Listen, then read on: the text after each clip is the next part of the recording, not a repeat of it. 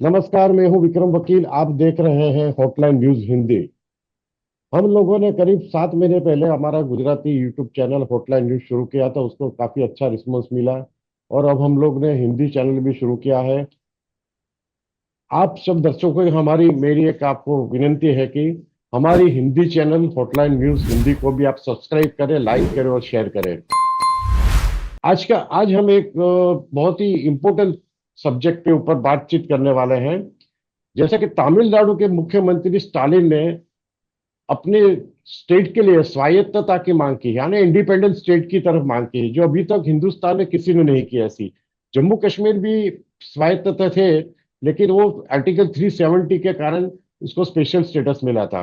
लेकिन अभी जो स्टालिन ने जो कहा, इससे पूरे देश में कंट्रोवर्सी होने वाली है, क्योंकि ये तमिलनाडु को ये टेक्निकली और कॉन्स्टिट्यूशनली तो संभव नहीं है कि उनको मिलेगा स्वायत्तता। लेकिन वो जब तमिलनाडु का इलेक्शन आएंगे तब इसका इश्यू बना के अपनी फेवर में वोटिंग करवा सकते हैं। ये पूरी बात पे आज हमारे साथ बातचीत करेंगे गुजरात के जाने माने पत्रकार हिमांशु भाई भट्ट।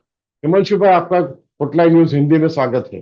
हिमांशु भाई, आप ये तमिलनाडु के मुख्यमंत्री हाँ स्टालिन बताइए। और सेंट्रल गवर्नमेंट के बीच काफी समय से थोड़ी कंट्रोवर्सी चल रही थी अलग अलग विषय सब्जेक्ट पे। एक तो हिंदी भाषा थर्ड लैंग्वेज के एजुकेशन कोर्स में उधर जब समावेश करने की बात हुई तभी उन्होंने काफी विरोध किया था। और डिलिमिटेशंस की बात पे भी उन्होंने विरोध किया कि उससे उनके वोटर्स कम हो गए। तो क्या लगता है तमिलनाडु की ये जो अपनी मनमानी कर रहे हैं गवर्नमेंट, उसकी उधर की डीएमके गवर्नमेंट, उसका नतीजा क्या होगा? नतीजे की बात करें उससे पहले दर्शक मित्रों को मैं बता दूं, और विक्रम भाई, आपको ये जानना जरूरी है कि ये सिलसिला तकरीबन 1970 के दशक से चल दक्षिण के 4 राज्यों की बात करें और उसमें खास करके तमिलनाडु की बात करें, तो तमिलनाडु के अंदर एक प्रकार का द्रविडियन पॉलिटिक्स बहुत सालों से पनप रहा। और आज घर ये आपने जो बताया स्वायत्तता की, अंग्रेजी में जिसे सब लोग समझते हैं वो है ऑटोनॉमी।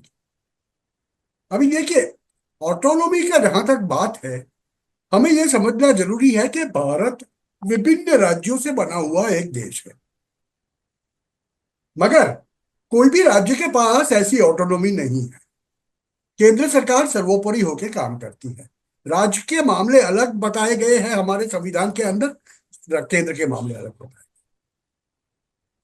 तो राष्ट्रीय सुरक्षा की जहां बात आएगी, डिफेंस फोर्सेस की बात आएगी, वो सब चीजें, राष्ट्रीय एजुकेशन शैक्षणिक नीति जो होती है, वो हर एक जगह एक होती है। भाषा की बात अलग है। देखिए, हिंदी को स्वीकार करना न करना, ये बात तो 50 साल से चलती आ रही है और उसी के ऊपर द्रविडियन पॉलिटिक्स टिकी हुई है। वो लोग कहते हैं हम तमिल में ही बात करेंगे या अंग्रेजी में बात करेंगे। हिंदी में जानते हुए भी न बोलने की बात वहां पर हमें अक्सर देखी जाती है। और ये बात का मैं खुद गवाह हूं। मैं अपना शिक्षण, अपना पूरा कॉलेज एजुकेशन में तमिलनाडु के चेन्नई में कर चुका हूं, जो उस समय मद्रास था। तो वहां पर बहुत सीधी सी बात थी, भैया आप थोड़ा बहुत हिंदी समझ भी लेते हो, मगर आप हिंदी में बात करना चाहोगे तो वो कोई बात नहीं करेगा आपसे। Either they will talk in Tamil or they will talk in English. मगर वो इश्यू नहीं है। हमारे गुजरात में भी बहुत से लोग ऐसे हैं कि जो सही हिंदी नहीं बोल सकते, हिंदी का प्रयोग नहीं नहीं कर हिमांशु सकते, भाई, वो बात तो वो अलग बात है गुजराती कि भी इसके नहीं, दूसरे वो दिन में बोलते हैं। मैं आपको एक मिनट के अभी लिए रोकता हूँ देखिए, कि वो बात अलग है कि हिंदी समझ नहीं सकते, लेकिन ये हिंदी के लिए अछूत समझते हैं जो तमिलनाडु में। ऐसा गुजरात में नहीं है। सब लोग हिंदी जो समझते हैं तो हिंदी में बातचीत भी कर सकते हैं या गुजराती में जवाब देंगे, मान लीजिए हिंदी नहीं समझते। लेकिन हिंदी के लिए गुजरात में कोई हिंदी को अछूत नहीं मानते। नहीं नहीं, अछूत नहीं मानते हैं, उसकी वजह है वहां पर ऐतिहासिक मूल के अंदर आपको जाना पड़ेगा। ये सभी देवनागरी लिपि और अपनी गुजराती लिपि या मराठी लिपि, वो कहां से पैदा हुई है? संस्कृत से। जबकि दक्षिण भारतीय और खास करके तमिल, ये तमिल लोगों का मानना ऐसा है कि उनकी जो तमिलियन भाषा है, वो भाषा संस्कृत से भी पहले पैदा हुई। और इसको पेरियार से लेके, काफी लोगों ने नाम, एक राजकारणी थे पेरियार का, पेरियार से लेके पेरियार के वंशजों ने पीढ़ी दर पीढ़ी ये बातों को लोगों के दिमाग में फंसाया हुआ है। और उसकी बदौलत आप देखोगे कि जो तमिलियन तमिलनाडु के बाहर निकल जाते हैं और काम करते हैं, वो लोग हिंदी जानते हैं, वो तमिलनाडु के बाहर होंगे तो हिंदी का प्रयोग करेंगे, मगर जैसे तमिलनाडु के अंदर जाते हैं वो हिंदी नहीं बोलते। फिर वो एम जी रामचंद्रन हो, जयललिता हो, करुणानिधि हो, या उनके बेटे स्टालिन हो। देखिए, वहां के राजकीय पक्ष तमिलनाडु के अंदर, एआईएडीएम के हो या डीएम के हो, पीएम के हो या एमडीएम के हो, जो भी हो, उनका भाषा की बेस एक है। ऊपर से ये स्टालिन ने डीएमके ने शुरू कर दिए। एक जमाने में बोला था सनातन तो डेंगू मलेरिया जैसा है, ये भी स्टालिन के बेटे ने ही बोला था। उससे वो नॉर्थ और साउथ का डिवाइड पैदा करना चाहते थे। नसीब से ये बात चली नहीं उनकी, क्योंकि तमिलियन जो समझदार लोग हैं, पढ़े लिखे लोग हैं, उनको ये बात समझ में आ रही है कि खाली तमिलनाडु में उनका भविष्य नहीं है, उनका भविष्य भारत के साथ में। क्योंकि ज्यादातर पढ़े लिखे तमिल लोग भारतवर्ष के काफी इलाकों में काम करते हैं। आप देखोगे तो हमारी ब्यूरोक्रेसी के अंदर भी बड़े बड़े सेक्रेटरीज कौन होते हैं? ज्यादा करके हमें तमिलियन मिलते हैं। हमारा इतिहास देखो आप, भारतवर्ष की सरकार का, एम ए चिदम्बरम कौन था जो फाइनेंस मिनिस्टर था? तमिलियन है। आज के हमारे फाइनेंस मिनिस्टर कौन है? तमिलियन है, निर्मला सीतारामन। हमारे विदेश प्रधान कौन है? तमिलियन ब्यूरोक्रेट थे। उनके पिताजी कौन थे? चीफ सेक्रेटरी, वो भी तो ये सब बातें राजकारण के लिए है। और जब अब 2026 में तमिलनाडु विधानसभा का चुनाव आ रहा है, उसकी वजह से स्टालिन ने ये एक शगुफा छोड़ा हुआ है ऑटोनॉमी की, जहां बात आती है। और ये शगुफा भी क्यों छोड़ा गया, और उसका टाइमिंग देखिए आप। एक तरफ सुप्रीम कोर्ट, पार्टीवाला जज पार्टीवाला एक फैसला देते हैं, क्या, कि हर एक राज्यपाल को और हर एक इवन राष्ट्रपति को भी 3 महीने के अंदर उनके पास आए हुए विधानसभा से या लोकसभा से आए हुए बिल्स को पास करना पड़ेगा, वरना it will be deemed as passed. वो रोक नहीं सकते। अभी देखिए, समझिए, सुनिए कि अगर कोई चीफ मिनिस्टर ने भी, जैसे ये स्टालिन है तमिलनाडु के अंदर, उन्होंने 7 से 8 बिल ऐसे पास कर दिए अपनी स्वायत्तता के नाम पे, और वहां के राज्यपाल उसको पारित नहीं करते, 3 महीने के बाद तो वो ऑटोमेटिक पारित हो जाएंगे। It will be considered as deemed as passed. तो ये तो बात ऐसी हो गई ना कि 2019 में जम्मू कश्मीर का स्पेशल स्टेटस वापस लेके 370 और 35 से हमने हटा दी वहां से, और उसको भारतवर्ष के अंदर दे दिया। अभी 2025 में स्टालिन जैसा कोई चीफ मिनिस्टर तमिलनाडु को वो स्पेशल स्टेटस फिर से दे देगा।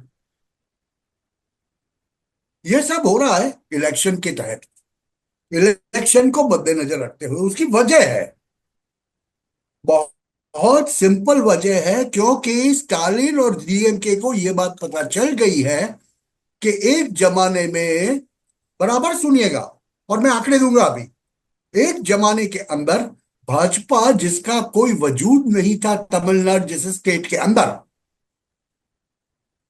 भाजपा का तमिलनाडु में वोट शेयर खाली 2%।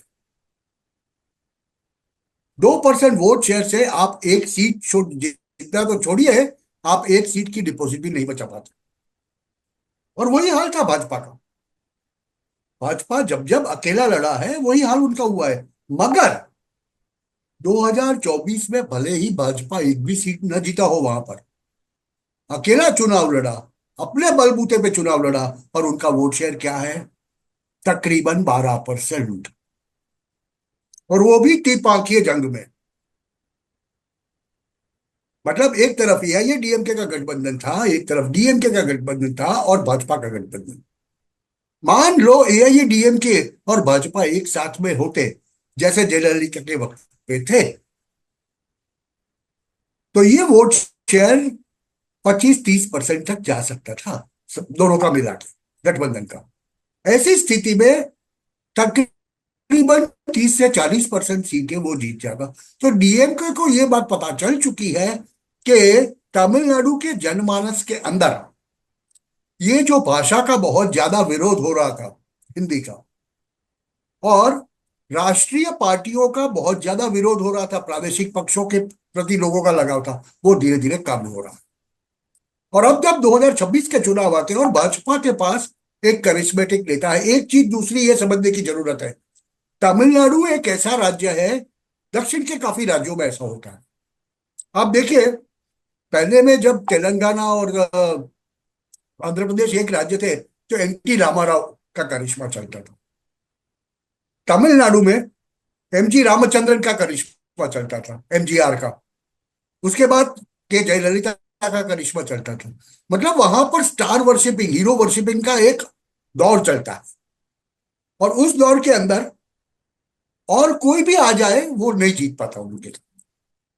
मैंने देखा है, मैं तो तमिलनाडु चेन्नई के कॉलेजेस में पढ़ चुका हूँ, आज कॉलेज के चुनाव में हाथी लेके लोग कैंपेन करने आते थे, और वो डीएमके और एआईएडीएमके दो में से एक पार्टी के प्रेरित उम्मीदवार होते।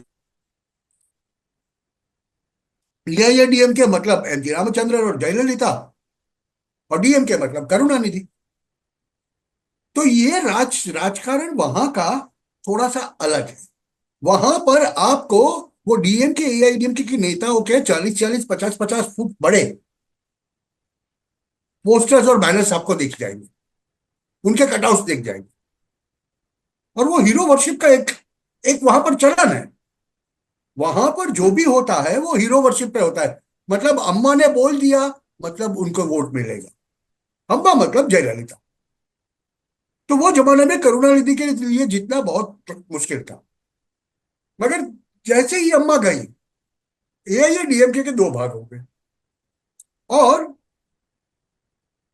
भाजपा तमिलनाडु में एक ऐसा नेता आया, अन्नामलाई, जो कि एक आईएएस ऑफिसर था, जो रिटायर्ड होके आया। उसने दक्षिण तमिलनाडु के हर एक तहसील की पदयात्रा की लोकसभा चुनाव के पहले, और उसको जो जन समर्थन मिलता था, उसी पर से पता चल जाता था, विपक्ष को भी पता चल गया कि इसको, अन्नामलाई को बहुत ज्यादा टिकने देंगे, अन्नामलाई को लोगों के दिलों में जाने देंगे, तो वो दिन दूर नहीं जब हमें सत्ता से वो उखाड़ फेंकेगा। आज मैं दावे से कह सकता हूं, 2025 अप्रैल के महीने में हम लोग बात कर रहे हैं, अभी अन्नामलाई को तो भाजपा तमिलनाडु के अध्यक्ष पद से भी दूर कर दिया गया। हाँ, इसका ये उसकी वजह ये उनको, जब अन्नामलाई की पॉपुलैरिटी धीरे धीरे बढ़ रही थी, तब बीजेपी हाईकमांड ने उनको किनारे क्यों कर दिया, हिमांशु भाई? हाँ, वो बताता हूं मैं आपको। उसके पीछे गणित ये है, उसके पीछे गणित एक है कि एक तरफ भाजपा ने स्थानीय तौर पे एआईएडीएमके से गठबंधन किया है, दूसरी ही वहां पर एक दूसरा एक्टर है विजय करके, जिसने अपनी राजकीय पार्टी शुरू की है, उनको साथ में लेके वो चल रहे हैं। और इनका गणित यह है कि अन्नामलाई का उपयोग 2030 के बाद तमिलनाडु के राजकारण में करेंगे वो लोग। वो कैसे, मैं समझाता हूँ। अन्नामलाई को प्रमुख पद से दूर करके पहले उनको भेजा था 3 महीने पढ़ने के लिए विदेश में, पढ़ के आए, फिर उनको प्रमुख पद से दूर किया। अब कोई व्यूह रचना ऐसी चल रही है कि कहीं से राज्यसभा से अन्नामलाई को राज्यसभा में ले लिया जाएगा, और केंद्रीय प्रधानमंडल में एक इंटर्नशिप करवाई जाएगी। उनको कोई ना कोई डिपार्टमेंट देके 3 से 4 वर्ष वो केंद्रीय प्रधान के तौर पे काम करेंगे, केंद्रीय प्रधानमंडल के। वो पूरा गणित है। और 2026 में देखिए, भाजपा जो चलती है ना, वो स्टेप वाइज चलती है। भाजपा को पता है कि 2026 में सत्ता उनके पास आना नामुमकिन है। हाँ, अगर चमत्कार हो गया बात अलग है, मगर भाजपा ये समझती है कि जैसे वेस्ट बंगाल में उन्होंने किया था 2021 में, लड़े थे पूरी ताकत से, यहां भी लड़ेंगे पूरी ताकत से, मगर उनको पता है कि ममता दी को जैसे वेस्ट बंगाल में नहीं हरा सकते एक ही झटके में, वैसे ही डीएमके को तमिलनाडु में एक ही झटके में हरा नहीं पाएंगे, मगर प्रमुख विपक्ष के रूप में भाजपा अपने आप को प्रस्थापित करेगा 2026 में। 2037 या 2040 की विधानसभा है, अगर समझ लो 50 या 60 सीट भाजपा जीत के प्रमुख विपक्ष के रूप में वहां पर प्रस्थापित हो गया, तो वहां से उसके बाद वाले चुनाव में या मध्यवर्ती चुनाव में या लोकसभा चुनाव में 2029 में भाजपा अपना काम तय कर सकती है। और ये हिमांशु लंबी राजनीति के तहत, हिमांशु भाई, आपको ऐसा लगता है कि भाजपा की जो राजनीति हिंदुत्व की है, जो नॉर्थ इंडिया में सक्सेसफुल रही, गुजरात में सक्सेसफुल रही, इस तरह तमिलनाडु में जो हार्डकोर हिंदू लाइन लेंगे तो उनको सफलता मिलेगी? डेफिनेटली, डेफिनेटली उसकी वजह मैं बताऊं।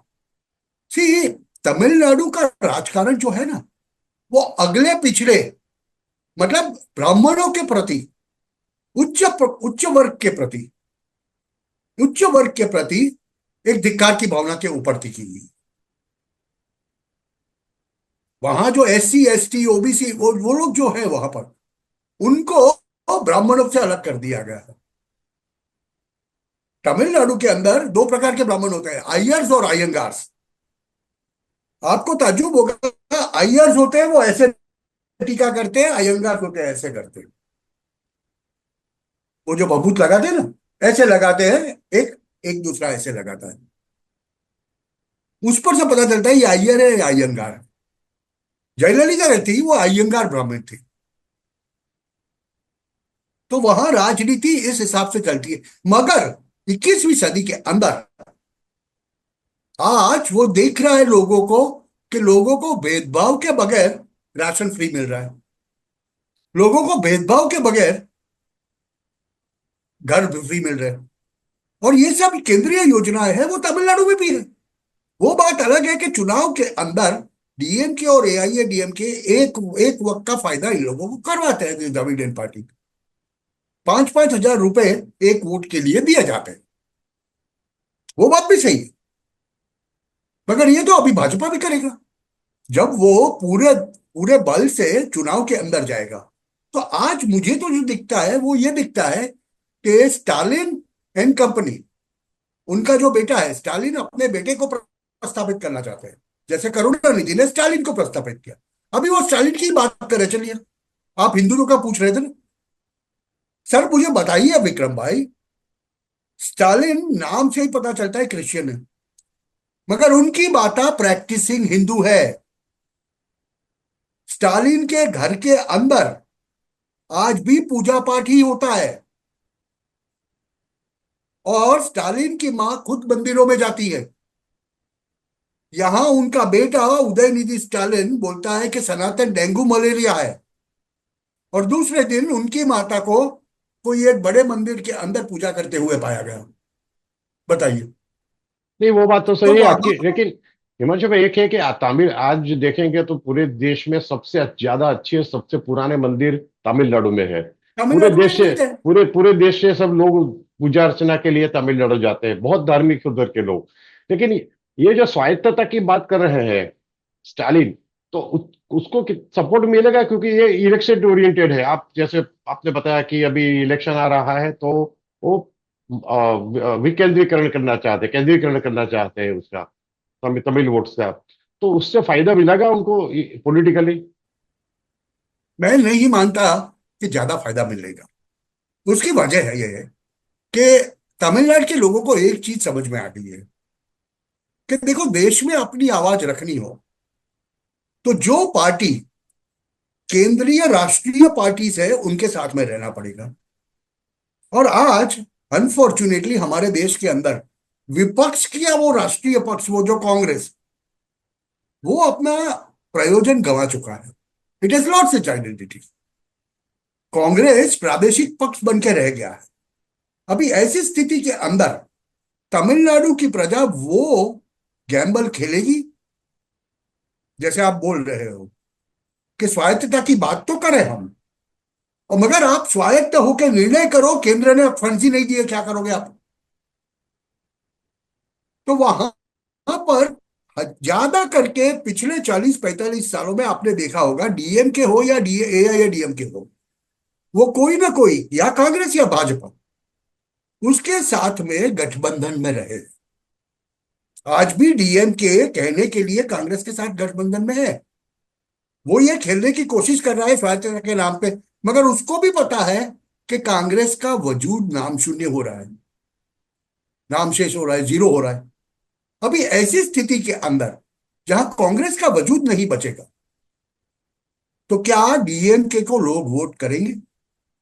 क्योंकि केंद्र से फिर वो सहायता की बातें उनको भूल जानी पड़ेगी। वहां उसके सामने जो बड़ी केंद्रीय पार्टी है भाजपा, वो सामने विपक्षी रूप में खड़ी है। आज तक तो वो खड़ी नहीं थी ना। और आज तक तो भाजपा ने तमिलनाडु में प्रवेश नहीं किया था। हिमांशु भाई, दूसरी एक बात यह है कि अभी जो नरेंद्र मोदी और अमित शाह वाली बीजेपी जो भी सत्ता में है 10 साल से केंद्र में, उससे पहले जो वाजपेयी की सरकार थी, वो टाइम पे अडवाणी जी हो या वाजपेयी हो या कोई भी हो, वो कभी भी तमिलनाडु पे उन्होंने कॉन्सेंट्रेट नहीं किया था। जैसे मोदी और अमित शाह की जो जोड़ी कर रही है पंजाब में, बंगाल में और अभी तमिलनाडु में, उनका पूरा एक विजन लेके चल रहे हैं। अमित शाह भी तमिलनाडु अभी जाके आए, तो वो उधर उसको उन्होंने वही बात की थी कि भाई तमिलनाडु में अभी हमें हमारा पावर बढ़ाना है, फ्यूचर देखना है। अभी चलो आपने जो बताया सही है कि ये इलेक्शन में तो जीतने की संभावना है, लेकिन उनका वोट शेयर बढ़े। और 10 साल के बाद ऐसा भी हो सकता है कि बीजेपी जैसे दूसरे राज्यों में अपना प्रभाव बढ़ाया है, इस तरह फिर वो वही तो कह रहा तमिलनाडु हूं। में बढ़ा सके। एक चुनाव में प्रमुख विपक्ष बनने के बाद दूसरे चुनाव में जीतने की संभावना उनकी बहुत बढ़ जाएगी। और जहां तक आप कंपैरिजन बात कर रहे हैं वाजपेयी जी आडवाणी जी के वक्त पे, देखिए वहां पर एक गलती जो मैं रिट्रोस्पेक्टिवली देख सकता हूं, क्योंकि पत्रकारिता की है हमने, 40 साल से देखा है वाजपेयी जी और आडवाणी जी के वक्त पे भी। तो वहां पर जो गठबंधन था ना, वो ऊपरी गठबंधन था। भाजपा ने कभी जमीनी तौर पे तमिलनाडु के अंदर जाके तमिलनाडु के लोगों से मिलने का, उनकी राय जानने का प्रयत्न ही नहीं किया था। उनका गठबंधन जयललिता के साथ था, तो वो वहीं समाप्त हो जाता। आज तो देखिए आप, नरेंद्र भाई मोदी ने यह तमिल वाराणसी संगमम कर दिया है, तमिल सौराष्ट्र संगमम कर दिया है, तमिलनाडु के लोगों को सौराष्ट्र से जोड़ दिया है, तमिलनाडु के लोगों को वाराणसी से जोड़ दिया है। शायद आपको ताज्जुब होगा, कुंभ में अगर 66 करोड़ लोग आए हैं, तो उसमें से तकरीबन 5% लोग, मतलब कि 3 करोड़ लोग तमिलनाडु से आए थे। आप जो मतलब पूछ रहे थे ना मुझे, सनातन, सनातन को मानने वाला बहुत बड़ा वर्ग है वहां पर। ये सब मानते हैं, मगर उनके पास भाजपा जैसा कोई विकल्प आज तक नहीं था राजनीति में। तो उनको आधार रखना पड़ता था एआईएडीएमके या डीएमके। डीएमके के मुकाबले, स्टालिन के मुकाबले एआईएडीएमके वाज मोर सनातनी, क्योंकि उनमें मंदिरों में जाने का बात नहीं था, ये नहीं था, वो नहीं था। जबकि डीएमके हार्डकोर था थोड़ा। तो आज तक तमिल प्रजा के पास में कोई विकल्प नहीं था, या तो फिर चिदम्बरम जैसे कांग्रेस वाले होते थे। अब जाके अमित शाह और नरेंद्र भाई ने, जैसे आपने बताया कि नरेंद्र भाई जाते हैं तो रामेश्वरम के अंदर दुनिया का सबसे बड़ा सेतु चालू करते हैं। ये किसके लिए? तमिलनाडु। तमिलनाडु के अंदर, अभी सुनिएगा, ये तमिलनाडु के अंदर सबसे बड़ा power project, nuclear power project आएगा कलपकम में, जिसके लिए ये डीप स्टेट की कबाल ने बीच में धमाल करके इसको कवे प्रोजेक्ट को बंद कर दिया गया है। रशियन प्रोजेक्ट था, तो अब फिर से चालू हो जाए। तो तमिलनाडु पहले ही से देखा जाए तो industrially it is a grown up state, as good as Gujarat. तो ऐसी स्थिति में अब जाके यानी 2024 के बाद उनके पास एक विकल्प आया। यानी वो तो आपकी बात सही है, और देखेंगे हम भी ये स्वायत्तता की बात स्टालिन कितने हद तक आगे लेके जाते हैं, और नेक्स्ट इलेक्शन में उनको, उससे पहले तो हम काफी तमिलनाडु पॉलिटिक्स में और भी वीडियो बनाएंगे। हाँ, हिमांशु भाई, आज हमारे साथ आप जुड़े, इसके लिए बहुत बहुत शुक्रिया आपका। अगर आपको हमारा काम पसंद आया तो वीडियो को लाइक करें, शेयर करें और हमारे चैनल को सब्सक्राइब करें।